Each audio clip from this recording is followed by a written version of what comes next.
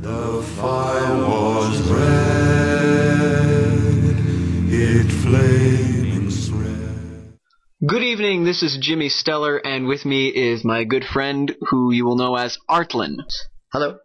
Okay, so we just finished watching The Hobbit.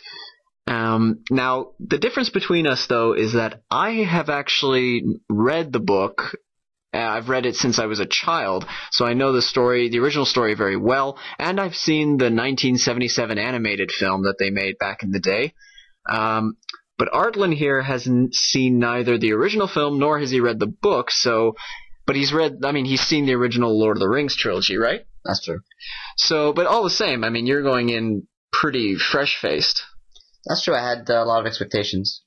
Yeah, of course. Although I would say, arguably, that I had the higher expectations considering my knowledge of the story. Of course. So, anyway, it's just interesting to see what we both individually thought of the film. But anyway, enough talk from me. Let's hand it over to Artlyn for his opinion. Going into the movies, I expected the same level of grandeur I've seen in the first trilogy, and I was not disappointed. But there was a main difference between The Hobbit and Lord of the Rings, which was, well, Lord of the Rings started out as you knew the story ever since the meeting, and it was rushed, and it had a dark tone to it. However, in The Hobbit, I was less concerned with the plot and I had more time to enjoy the environments set by Peter Jackson. Personally, I would agree with that. The thing about Lord of the Rings is that with the books or with the movies, there was a higher degree of urgency in getting the plot resolved, in the sense that, like, the world is going to end if we don't destroy the One Ring. And that's fair. That's the point. It's a grand epic story. But I didn't think that really worked against Lord of the Rings per se. Although reading the Lord of the Rings after reading The Hobbit was definitely a huge change in atmosphere. So I was expecting much more lightheartedness from The Hobbit, having read the book, because the book it reminds me of a grandfather reading a story to his grandchildren as a bedtime story, as opposed to Lord of the Rings being much more adult in themes and whatnot. So I was expecting that, but I was also expecting Peter Jackson to try to link Lord of the Rings with The Hobbit much more fluidly. But I think there's a few things we should address in this review. For example, the very controversial idea of filming this movie in 48 frames per second. And if anyone's confused by what that means, basically most movies are filmed in 25 frames per second. Meanwhile, the human eye can see 60 frames per second in real life. So that's basically why movies look a bit different from reality. But watching The Hobbit, it's been moved to 48 frames per second because Peter Jackson wanted to make it feel more like life. And apparently there have been a lot of mixed reviews. But, what did you think? Because to be fair, we didn't see it in 3D. We saw it in 2D. But what did you think of the change in pace? Personally, I didn't go into the movie looking for a change, and I didn't actually notice one. So you didn't know about this? However, the movie was nicely paced.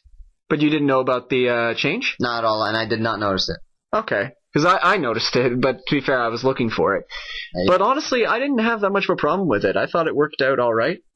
It was fine. I heard some people had very physical reactions to the change, but maybe that's part of 3D, I guess? I'm not sure. Well, as for the movie space, it did feel like the original series dragged out more. However, when I did go into The Hobbit, it felt like it went by quicker, even though I did realize the time was what Jackson has us used to. Oh, yeah, of course. And that brings up another point, actually, the expansion of the story. Because for anybody who's read The Hobbit, they'll know that the story is, well, it's not nearly as grandiose as Lord of the Rings was. So the idea of turning The Hobbit into a trilogy really angered a few people, and I was very doubtful of this idea. I thought it was just a very cheap marketing ploy at first. But going into The Hobbit, it was really nice to see all the depth that Peter Jackson extended to. Because, for example, okay, the obvious story is that the dwarves have lost their kingdom. That's not a real spoiler. That's in the trailer. The dwarves have lost their home to a dragon, and thanks to the added time, we get to actually see the event happen, and we get to see the full effects of that on the dwarves themselves. And that's actually one thing I liked about this movie, especially just the real focus on the dwarves and their story. Just because, I always thought they had the most fascinating story of Lord of the Rings. And of course, Gimli was always one of my favorite characters. And as a result, it was cool to also see this story brought up, and we get to see all the individual dwarves, and especially Thorin Oakenshield, who I think really got an amazing improvement in this treatment. What did you think? I have an objection to Thorin, actually. Oh? While I did find him to be a fascinating and admirable character that was very well done, the fact that they included him more than I heard they should have left me wanting to know more about Thorin, or to see more of Thorin rather than Bilbo's character, who was played brilliantly. But at the same time, you give a little bit of attention to Thorin, and I want to know more. So you thought he was too interesting? Yes. Oh, okay. Well, if he was not meant to be one of the main characters, if he was... Well, he was. He was supposed to be a main character, but he wasn't the protagonist. That was Bilbo. And for the record, I think Martin Freeman did such a good job with Bilbo. He was fantastic. Definitely.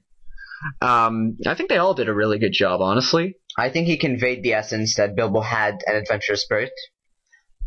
Suppressed by his need for comfort and home. Yes, more than the older Ian's version, which wasn't bad, but did not convey the same spirit. To be fair, Ian Holm had much less to work with, as opposed, and I think he still did an amazing job, Ian Holm, and Martin Freeman. I totally believe that they were the same person. That's true. Did you like the music? Yes, of course. The music. Oh yeah, the music was great. It was a fresh return to the old Lord of the Rings soundtrack while adding some new stuff, especially, and I know you loved this part, the Misty Mountains theme. I think that's going to be a new fan favorite amongst Lord of the Rings and Hobbit fans. Yeah, it was fantastic. The scene, I know I saw it in the trailer, but it's still a great scene when I get to see the full version. Of course. Yeah. But we were speaking of Thorin, I thought he was probably my favorite actor. Richard Armitage playing Thorin. I think he was my favorite part of the movie because in the book, Thorin does get a good, decent treatment in The Hobbit, but I think Richard Armitage plays the role that Sean Bean played in Fellowship of the Ring, in the sense that he was a very haughty and he was honorable, but he was kind of hard to like. He had a very standoffish nature, and you weren't supposed to really like him, even though he was an honorable. But I think what Sean Bean did with Boromir, and what Richard Armitage did with Thorin, is that they added real depth to their characters. They had the chance to really give a renewed likability to them, which makes us sympathize with them even more. And of course, it doesn't hurt that we have a really fascinating backstory for Thorin added in. I'm not going to go too deep into it, but basically they give him new motivations to be the way he is. And I think that's really going to, if they do it right, I think it's going to pay off very well in the upcoming sequels. I don't think comparing Boromir to Thorin is a fair comparison. Why not? Because I believe that while Sean Bean's acting was beyond amazing, his character was meant to be portrayed as a weak, or rather... weak-willed, you mean? Indeed, yes. Well, on the other hand, Thorin was a paragon of willpower, and just leadership. But if you notice, he's also got those kinds of weaknesses, too. He's got that whole underestimating Bilbo throughout the whole... I did not see that as a weakness. Oh, okay. More so as an example of the strength of the dwarves that Bilbo did not live up to. Well, that's the thing. That's kind of one of the big points of this movie and this is what added length does. It really hammers in the idea of Bilbo proving his worth to these dwarves, which they did in The Hobbit, the book, but in here they really did a great job analyzing Bilbo's, he feels rejected by the dwarves at first. He doesn't really want to go, and then he has, I'm not going to go too deeply into this because we want to keep the spoilers out of this review, but the stuff they talk about and the stuff they show, it's really interesting to see those depths explored. because as a children's book, The Hobbit couldn't really go quite as deep, or maybe just Tolkien didn't write it that way. But what Peter Jackson did is he took the underlying themes and fleshed them out, which I think works out really well for Thorin, Bilbo, Gandalf, and possibly Balin. And while I do agree with that, I would tentatively add Fili and Kili as well, considering we also get to see how they, as youngsters and who weren't present at some of the things that Thorin was present for, we get to see the difference in attitudes. Plus, they're his nephews. Did you know that? No, I did not. Yeah, they're actually his nephew. They explained that in the book. Sorry, I mean, I don't want to keep saying that, but they do. I'd imagine that you'd be more connected to the characters, that you'd more notice them, or notice their actions or what they went through more than I would. Because while I did notice that they were impressed by Thorin's story, it wasn't really something that I would have noticed more than a good 10 minutes. I would have just kept it in mind for 10 minutes, let it go. As for you, you read the book, so you'd like to link it. Yeah, no, that's the thing. This is what I'm most relieved by about the movie. I'm glad they didn't... This is going to sound bad, so I should give a bit of a background.